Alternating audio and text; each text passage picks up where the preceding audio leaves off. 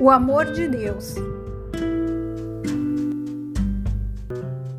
E disse Jesus: são estes os dois maiores mandamentos.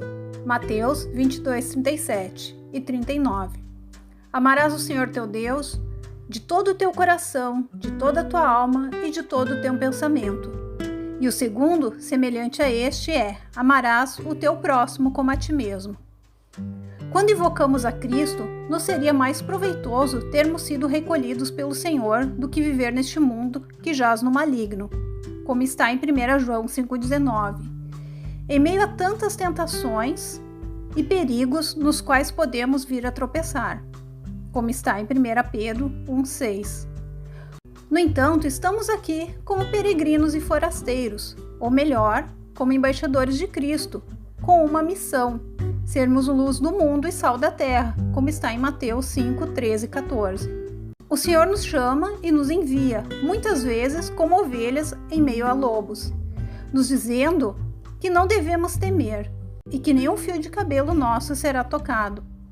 Ainda diz que não devemos nos preocupar com as coisas deste mundo, como os gentios fazem, e que tampouco é necessário nos preocuparmos com o que haveremos de falar. Mateus 10, 19. Porém, necessitamos sim estarmos ligados à videira verdadeira, pois sem Jesus nada podemos fazer. João 15, 5. Entretanto, este chamado não é dirigido a alguns cristãos, mas a todos.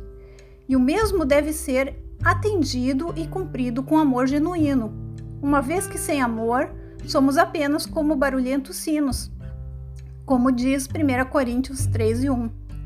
O amor é o dom supremo e, como tal, é primordial para a manifestação da glória de Deus ao mundo. João 13, 35. Todavia, nesses últimos tempos, ele tem sumido, assim como a fé. Em 1 Timóteo 4,1 nos fala da apostasia.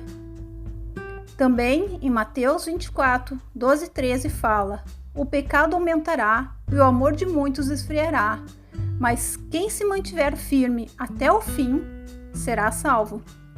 Por isso quero convidar os irmãos a meditarem na palavra e a resgatarem este amor, para que possamos estar cumprindo a carreira que nos está proposta.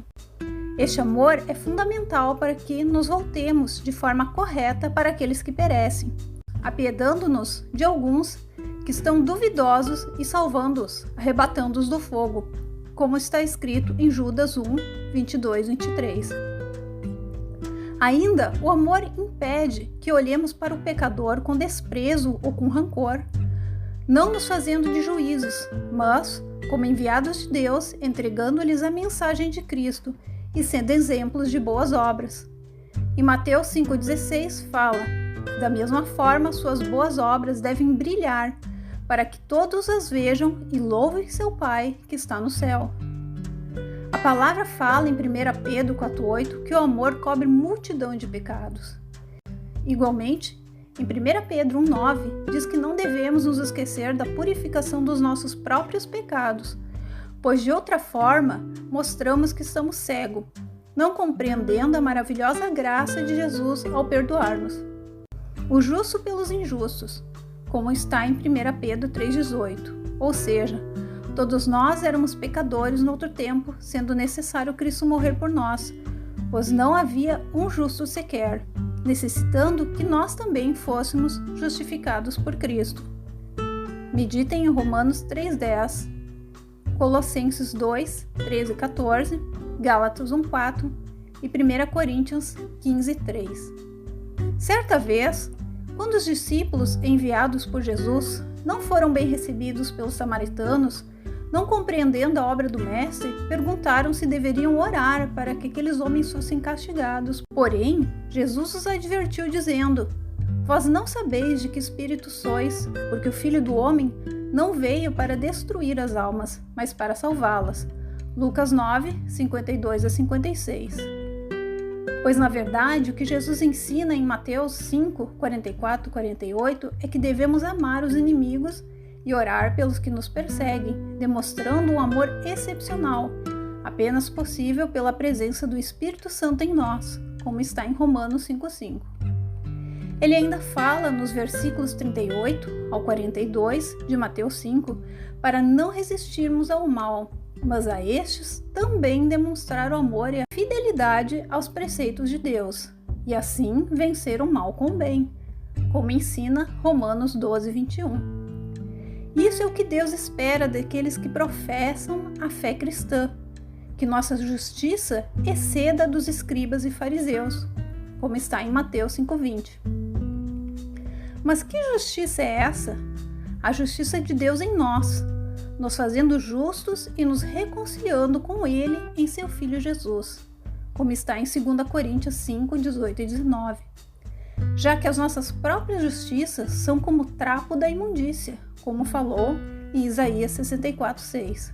Além de que, a ira do homem não produz a justiça de Deus.